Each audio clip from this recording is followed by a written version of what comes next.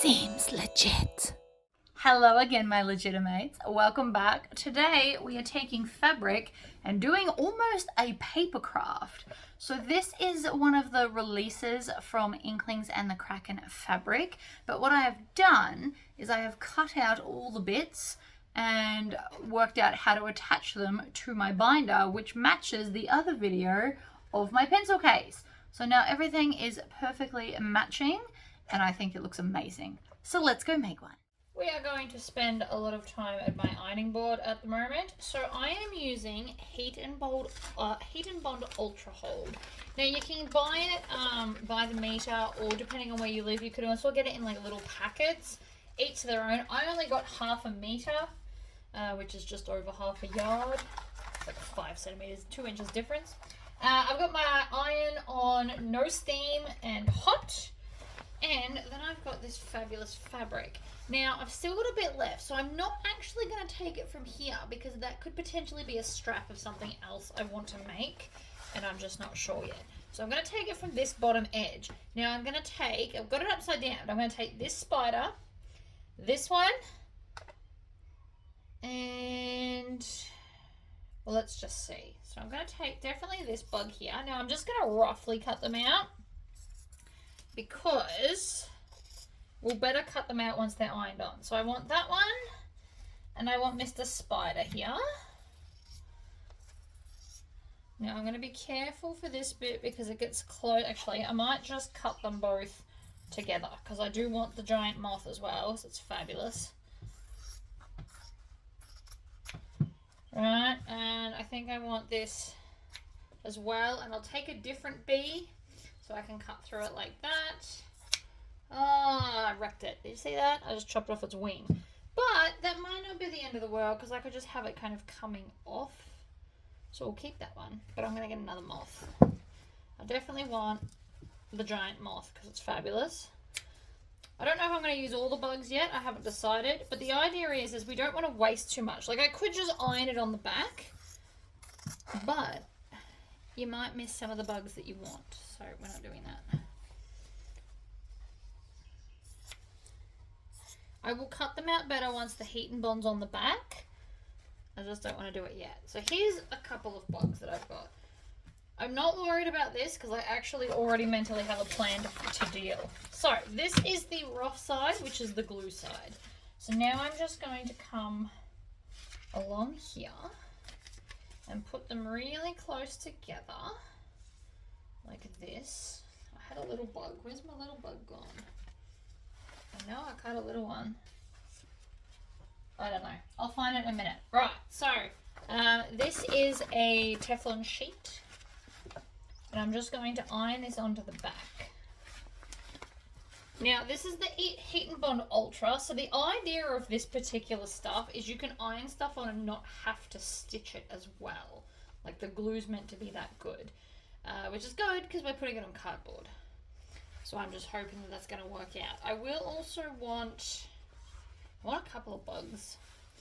I'll just keep coming back as I want them because clearly I'm not planning this out. I don't plan anything usually. I'm a bit more freeform than that. It's not for everyone, I get it, but it is for me. Alright, so we're just going to put that, iron it onto the back, peel that off. That's going to have some glue stuck to it, so once it dries I'll pick that off. See, it moved. So now we can come in and fussy cut.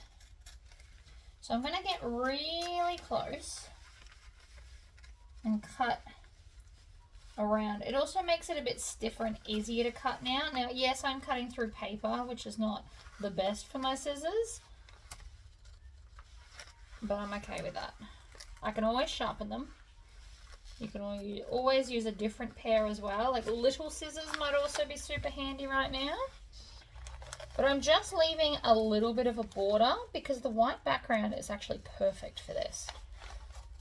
Now you could iron these directly onto t-shirts and then stitch around them, or because it's the Ultra Hold, so long as you're using like a super strong one, you wouldn't even necessarily have to stitch around them, but I would be washing it in a cold wash if you're going to put it on clothing, because the hot wash would heat the glue up and then eventually lift it. So that's there's that. I'm not going to cut around all of these so you can watch me, but I'm just showing you. Like, you want to get fairly close, and having the heat and bond makes it thicker, so it's not as floppy to be fussy cutting around, right? And see how I just run off the edge and there's a point? We don't want that. Smooth it out. Ta-da! One bug of the many. So I'm going to do all of these. Alright, so I've cut out a whole bunch, and I've got some on the edge because I thought that would be fun to make sure that they're not just all bugs all the time. So now we need to peel the backing off. So I've got a sewing awl because I find that easiest to kind of dig into the corner and get the paper backing off.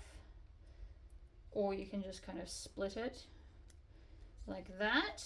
Once you get that bit off, we can just kind of place them. They are slightly tacky, so while that's not stuck on, it's also not going to slide around, which makes it quite a bit easier.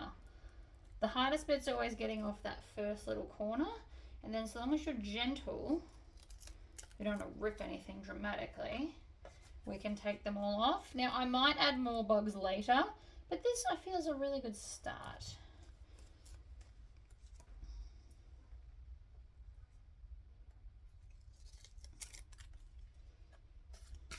So we're just going to work our way along. I possibly should have done this off camera, but it's fine. And if I want them hanging off the edge even more, we can always just trim it later as well. So this is just the beginning. And the reason I did half the dragonfly is because I got some of the heat and bond on the top of it. So I could have done another one, or we can use what we've got because I don't like to be wasteful. So now they just kind of look like stickers, which I think is really cool. So I might put that one up there like that, and you can just play around with them until they sit where you want them to.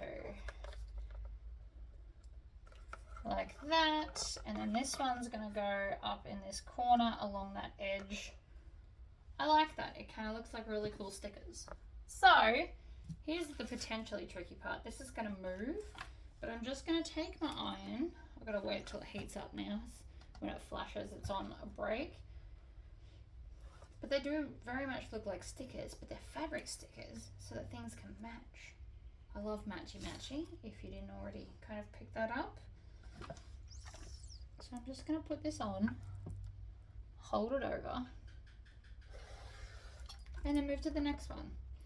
Now, if you've got a mini iron, that would also be helpful right now. But it's going fairly well. You don't want to leave it on too long. You can burn fabric. Make sure that's right on the edge before we go again. And because of the backing, it is a little bit sticky. So while they're not stuck down, I can't just kind of shove that. Well, I can if I try hard enough, but it's not easy to shove it. And that's pretty much it. I'm going to go along and test all the edges and make, so see here, that one lifts up a little bit, so we're just going to come back and apply more heat. I don't want to touch them, they'll be hot. But you just want to kind of basically scratch around the edges to make sure that it is properly stuck. This one needs a little bit more. But ultimately, that's pretty much it. They look like stickers, but they perfectly match the inside. I love that. I hope this has inspired you to do something fabulous. And this fabric is perfect for it because of the way it was designed. Like it looks like it was made to be this. All right, guys, I'll see you next time. Bye.